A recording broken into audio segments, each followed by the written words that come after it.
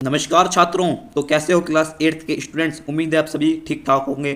तो आज की वीडियो में हम बात करेंगे आपकी एसएसटी की जो न्यू बुक आई है समाज का अध्ययन भारत, और उसके आगे भाग 1 है। भाग 2 अभी नहीं आया, अगर आ जाएगा वो भी स्टार्ट करवा दूंगा, लेकिन अभी आप भाग 1 पर फोकस कीजिए जिसका नाम है समाज का अध्ययन भारत और उसके आगे, यानी पार्ट 1 जो आपकी बुक है। ठीक है, पहली बुक है। उसका पहला चैप्टर हम करेंगे प्राकृतिक संसाधन एवं उनका उपयोग। दोस्तों मैं पहले बता दूं कि मैंने चैप्टर स्टार्ट कर चुका हूं, इसकी मैंने 3 वीडियो बना दी है, क्योंकि एसएसटी एक ऐसा सब्जेक्ट है जिसे 1-2 वीडियो में कवर नहीं किया जा सकता, इसको कम से कम 6 से 7 वीडियो में कवर किया जा सकता है। इसलिए मैं पहले से 3 वीडियो बना दिए इस चैप्टर के।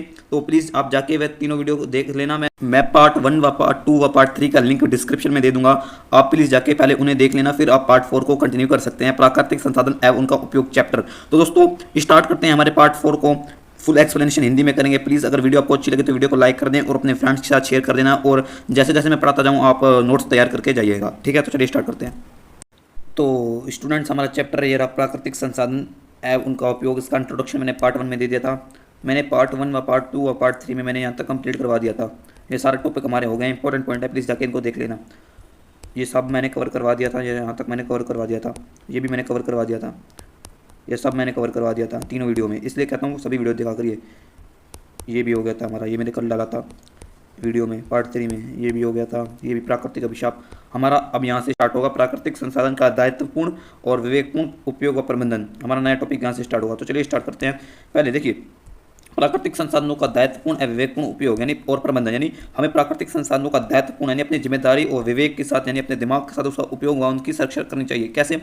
पृथ्वी पर जीवन को स्थापित करने हेतु आवश्यक है कि हम प्राकृतिक का सम्मान करें और प्राकृतिक संसाधनों का उपयोग इस प्रकार करें जिससे नवीकरणीय संसाधनों की पुनर्स्थापना एवं पुनर्जनन संभव हो पाए।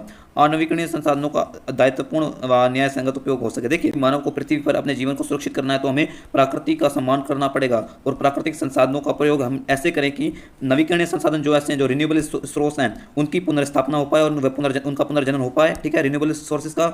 और जो अनवीकरणीय संसाधन है जो बहुत कम मात्रा में है, उनका हमें सूझबूझ, अपनी समझ, अपने दायित्व के साथ व न्याय के साथ उनका हमें उपयोग करना चाहिए। ठीक है, तो यही है।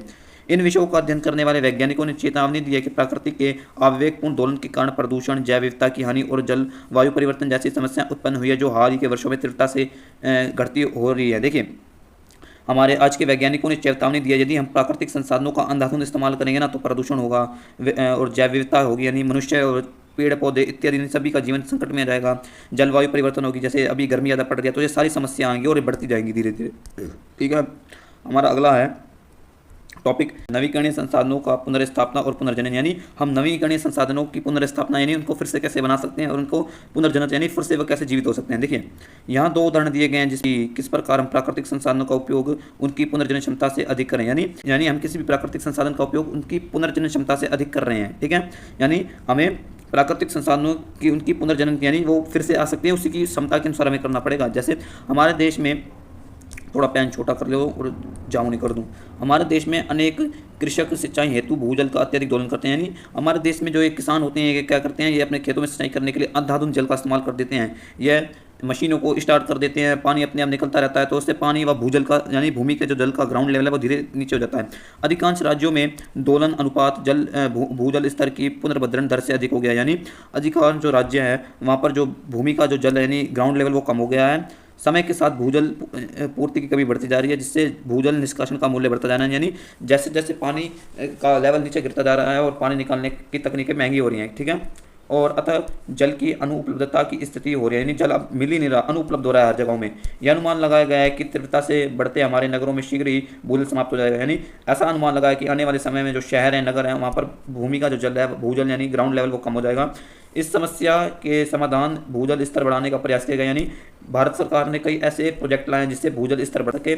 इस हेतु पारंपरिक जल संचय की पद्धतियाँ, तालाब, पोखरों के पुनरुद्धारण, जल के अपव्यय को कम करना, जल को परिष्कृत कर उसके पुनर्उपयोग जैसे रणनीति तैयार की गई है, यानी जल की उपलब्धता, जल की कमी को दूर करने के लिए तालाबों का निर्माण किया गया, और जल संचयन की पद्धति यानी जल को एकत्रित करने की पद्धतियों का निर्माण किया गया, और पोखरों का पुनरुद्धार किया गया, और जल के अपव्यय को कम करना यानी जल के अपव्यय को रोकना, यानी जो जल को बेकार में ऐसे फेंक दिया जाता है, यानी ऐसे पाइप वाइप में ऐसे छोड़ दिया जाता है घर पर, मतलब उसको बेफजूल में ही पानी को चला दिया जाता है वैसा। ठीक है, और पुनर्उपयोग जैसी रणनीतियों का अपनाया गया, यानी जल का ज़्यादा से ज़्यादा इस्तेमाल पुनर्रूप में किया, यानी पानी का पुनर्उपयोग कीजिए, पानी को रीस्टोर कीजिए और पानी का फिर से इस्तेमाल कीजिए, ऐसा बताया। ठीक है, इसी प्रकार रासायनिक उर्वरक और कीटनाशकों की अनुचित उपयोग से मृदा क्षरण में वृद्धि हुई है। यानी आज के समय में किसान रासायनिक उर्वरकों का इस्तेमाल करते हैं, कीटनाशक दवाइयों का इस्तेमाल करते हैं, तो इससे मिट्टी की उर्वरता शक्ति कम हुई है, मिट्टी अब सूखती जाती है।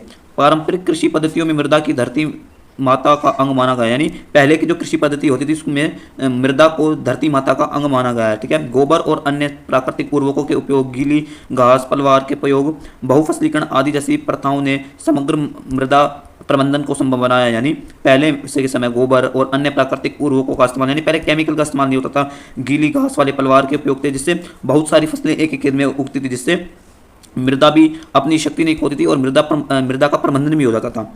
हमें इन प्रथाओं से सीखना चाहिए और उन्हें वर्तमान परिस्थिति में आगे होने वाले क्षरण से बचाने के लिए उपयोग में लाना चाहिए। यानी हमें पहले के समय की जो पद्धतियां हैं उनको अपनाना चाहिए और हमें आज के समय में जो विनाश हो रहा है उससे बचना चाहिए। हमें अपनी मृदा को पुनः उपजाऊ बनाने और उसका कायाकल्प करने की आवश्यकता है। यानी हमें अपनी मिट्टी, आज के समय में देखेंगे तो मिट्टी खराब होती जा रही है खेतों की, तो इसलिए हमें मिट्टी की संरक्षण करना चाहिए और खेतों का ध्यान रखना चाहिए ताकि खाद्यान्न फसलें बढ़ें, खाने की वाली फसलें बढ़ें, अकाल ना पड़े। ठीक है, आगे हमारा दे रखा है पंजाब में एक उदाहरण देकर समझाया गया है कि कैसे पानी कम होता जा रहा है और कैसे हम इसकी संरक्षण कर सकते हैं। ठीक है, यह मैं नहीं करवाना चाहता लेकिन फिर भी इंपॉर्टेंट है क्योंकि इसमें हरित क्रांति वगैरह तो इसलिए मुझे कराना पड़ेगा। ठीक है, चलिए करते हैं। ठीक है, भूजल का अत्यधिक दोलन पंजाब से एक प्रण अध्ययन, यानी पंजाब का हम उदाहरण लेंगे।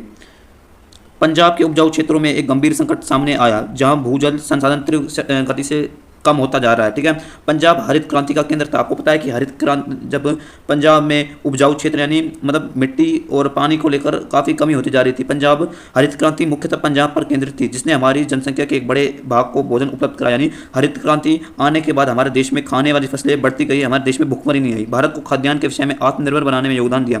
वर्तमान में ही राज्य साधारणता की समस्या का सामना कर रहे हैं। ठीक है, यही आज के समय में कई राज्य जल की आवश्यकता से जूझ रहे हैं, मिट्टी खराब हो रही है, तो वही है। ठीक है, प्रकृति का दोलन अल्प समय में ही पुनर्जनन से अधिक किया गया है। यद्यपि यह चिंता केवल पंजाब तक सीमित नहीं है, अपितु कई राज्यों में ये समस्या आती रहती है, केवल पंजाब में नहीं है। और आगे है 1960 के दशक में 1960 के दशक में कृषकों ने गेहूं और धान की उपज वाली किस्मों की ओर देखना प्रारंभ किया। यानी 1960 के दशक में जब हरित क्रांति लाई गई थी तो किसानों ने गेहूं और धान जैसे जिनसे ज़्यादा पैसे मिल सके वे वाली फसलें उगाना उन्होंने शुरू कर दिया। इन्हें प्रारंभिक बीजों की तुलना में अधिक जल की आवश्यकता होती थी, यानी जो गेहूँ के बीज होते हैं, जो धान के बीज होते हैं ना, इन्हें दूसरी फसलों की अपेक्षा अधिक पानी की आवश्यकता होती है। ठीक है, कृषकों ने इस आवश्यकता को पूरा करने के लिए भूजल का दोलन करना प्रारंभ कर दिया, यानी किसानों ने इस आवश्यकता को यानी इस जरूरत को पूरा करने के लिए भूमि के जल का इस्तेमाल करना शुरू कर दिया अधिक मात्रा में। इसके अतिरिक्त निःशुल्क विद्युत की आपूर्ति के कारण भूजल का अत्यधिक दोलन हुआ और आधुनिक कृषि तकनीकों के लिए रासायनिक कीटनाशकों और उर्वरकों के उपयोग की आवश्यकता थी। यानी किसानों ने क्या किया, धरती से पानी को निकालने के लिए विद्युत का भी इस्तेमाल किया और मतलब अत्यधिक जल का इस्तेमाल किया भूमि में। ठीक है, और आधुनिक कृषि तकनीकों के लिए रासायनिक कीटनाशकों, यानी आज के समय की कृषि के लिए हमें रासायनिक कीटनाशकों, उर्वरकों, तरह तरह से उर्वरकों की आवश्यकता होती है। ठीक है, इसके कारकों का संयुक्त प्रभाव यह है कि पंजाब के बड़े भूभाग में भूजल स्तर लगभग 30 मीटर की गहराई तक पहुंच गया। यानी 1960 में जब किसानों ने अधिक पानी का जल इस्तेमाल किया ना, तो पानी का ग्राउंड लेवल नीचे गिर गया और 30 मीटर तक पानी गहराई में पहुंच गया, जो कृषकों की पहुंच से बाहर था, यानी किसान अब उसे निकाल भी नहीं सकते थे। साथ ही कीटनाशकों और उर्वरकों के रसायन भूजल में घुल गए, यानी अब जो ये कीटनाशक की जहरीली दवाएं थी, उर्वरक थे, ये सारे पानी में मिट गए थे, रसायन वगैरह, जिसमें स्वास्थ्य संबंधित उत्पन्न यानी लोगों में बीमारियां हो रही थी, लोगों का स्वास्थ्य अनहेल्थी होता जा रहा था। पंजाब के लगभग 80% क्षेत्र के अति दोलित के रूप में वर्गीकृत किया गया, यानी पंजाब में लगभग 80% जो क्षेत्र था ना उसमें पानी की कमी हो गई थी, यानी अति दोलन क्षेत्र में उनको कहा गया।